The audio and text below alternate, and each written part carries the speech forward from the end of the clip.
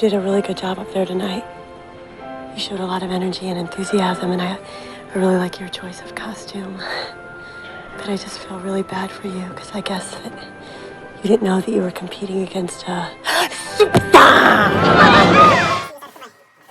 My camera from the screen on the phone, but because I can't find a darn clamp for my tripod, but anyway. Picked up the T-33, or ordered it last week, it finally came in, it was delayed by 2 days. Because of shipping, I don't know if you guys can see that, I know it's not quite centered where I want to be, but anyway, I've already cut the tape, so let's unbox it and see what we got. Also, I ordered a new keto tube and a nose cone for my Arrows MiG-29 as well, so you can see how this package comes with a manual.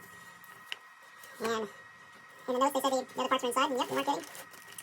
There's a new keto tube and a nose cone for my MiG-29. But, oh shoot, what did I do with my knife? Oh, I'll just use this. Take a look, just a quick unboxing. Take a look at what we got.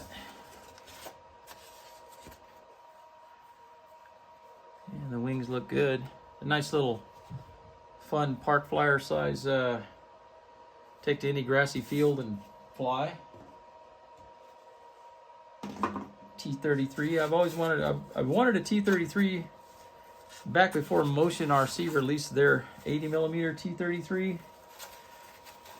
Problem was, by the time they came out with it, my hangar was pretty full for big planes, so I didn't really have any room for big planes. So I just kind of went, eh. And then Arrows came out with this smaller one. And so it piqued my interest in getting a T-33 again, guys. So elevator looks perfect. Main wing looks perfect. There's not a whole lot to this plane, obviously, so the build will be easy. These are kind of cute, these little wingtip tanks.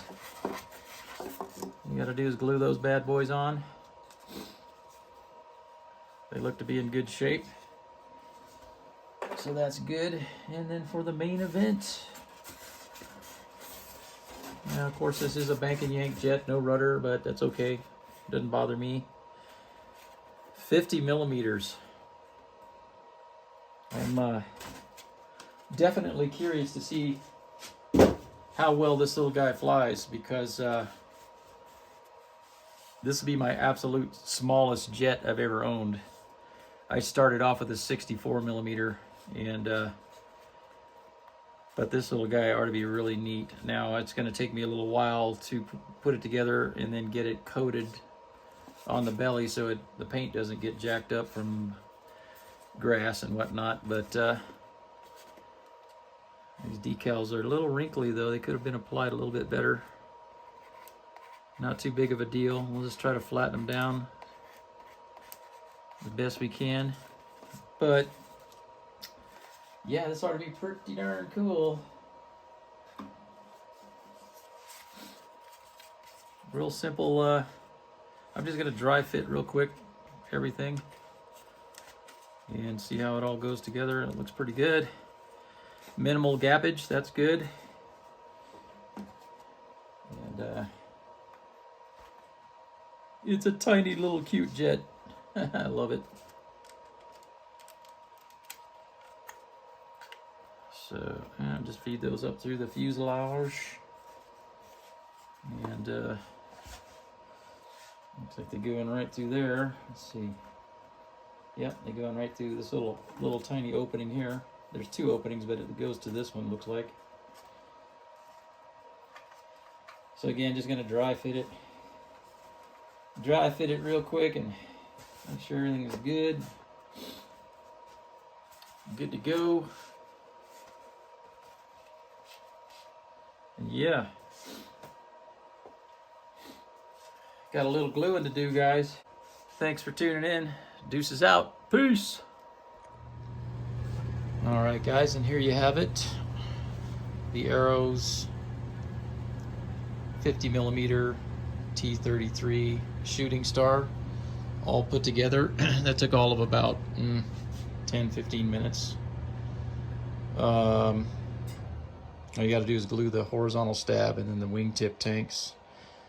One thing to note, though, if you get this plane, and I'm sure the guys that already have got this plane and put it together, the 4 screws for the wings to the fuse, the holes don't line up very good, so what I had to do when I got one screw started and tightened down, I had to back it out a little bit so I can kind of finagle things around, move things around to get this, the other screw on the back side.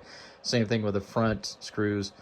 Get one started and then slide the next one in, and then I literally had to look through the gap between the wing and the fuse to then push the tip of the screw over to line up with the hole, because the holes front to back are okay. It's just this way in and out, they're not very well lined up, so I just had to kind of finagle that a little bit, but I got them. It's not too big of a deal. There's just a slight misalignment from the factory, but aside from that, it went together really easy. I did take my liquid chrome pen and highlighted this canopy area here and across the top there because it's just gray. So I wanted that to look a little bit better. So the only thing I have to do now is throw a receiver in it and then test all the electronics out in it. But the airframe's put together. I'm just going to throw an AR-620 in it. It does come with the